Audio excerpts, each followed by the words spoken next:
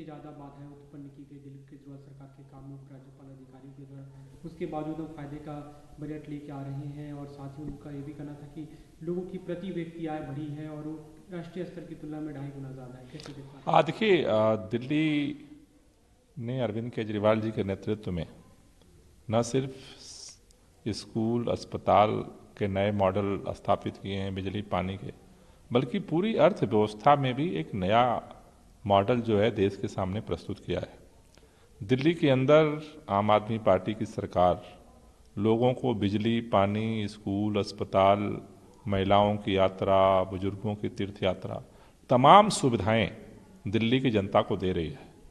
दूसरी तरफ केंद्र सरकार भारतीय जनता पार्टी पूरी एड़ी चोटी लगाए हुए है कि कैसे इस सरकार के कामों को रोका जाए।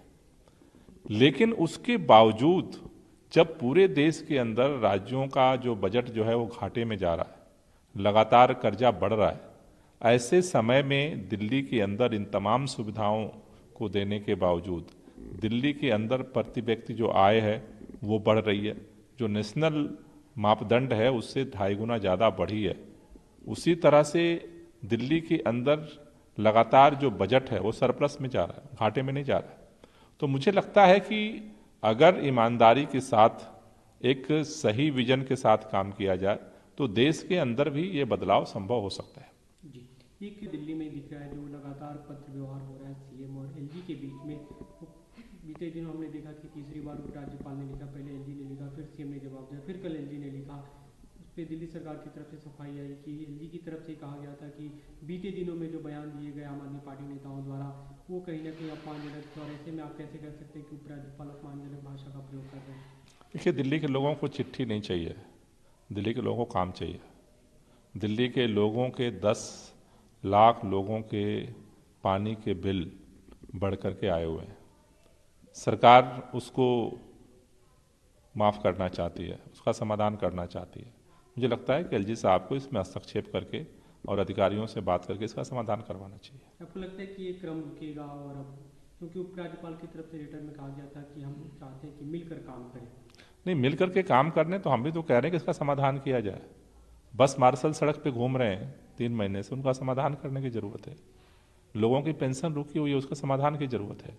क्योंकि जब से सुप्रीम कोर्ट के फैसले को पलट करके केंद्र सरकार ने कानून बनाया है, उसके बाद से जिस तरह से अधिकारियों की कार्यशैली बदली है, जिस तरह से लगातार हर फाइल को रोकने की कोशिश हो रही है, उससे जनता का काम प्रभावित हो रहा है।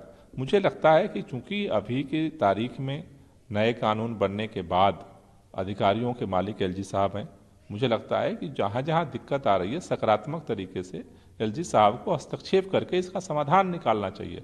दिल्ली के लोगों को चिट्ठी नहीं, समाधान चाहिए। जी, एक दूसरा पॉलिटिकल डेवलपमेंट दिख रहे हैं काफ़ी सारे। वहाँ के मंत्री ने इस्तीफा दिया जो वीरभद्र सिंह के पुत्र थे, उन पे दबाव बना कि इस्तीफा स्वीकार नहीं किया जाएगा। उनकी माता का भी बयान है, उन्होंने कहा कि बीजेपी की जो कार्यप्रणाली है वो कांग्रेस से अच्छी है, जबकि वो कांग्रेस की नेता है। अब देखिए, उन्होंने क्यों ऐसा कहा वो तो वही बता पाएंगे।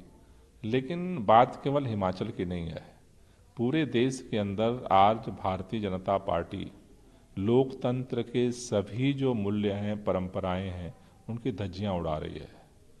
पैसे के दम पर, लालच के दम पर, ईडी के दम पर, सीबीआई के दम पर। या तो उसे चुनाव जिता दो, अगर चुनाव नहीं जिताते हो तो फिर वो बेईमानी करके जीतेंगे। चंडीगढ़ इसका सबसे बड़ा उदाहरण है। अगर वो भी नहीं जीत पाए तो फिर विधायकों को जो है वो तोड़ेंगे, डरा करके, धमका करके। अगर वो भी नहीं हो पाया तो राज्यपालों के माध्यम से सरकार को काम नहीं करने देंगे। तो मुझे लगता है कि अब तक के भारतीय इतिहास में लोकतंत्र के अंदर इस तरह की, मेरे ख्याल से जो कार्रवाई है, जिस स्तर पे भारतीय जनता उतरी हुई है, मुझे लगता है कि सत्ता का भूख इतना बड़ा नहीं होना चाहिए कि सारी मान मर्यादाओं को आप तहस नहस कर दीजिए।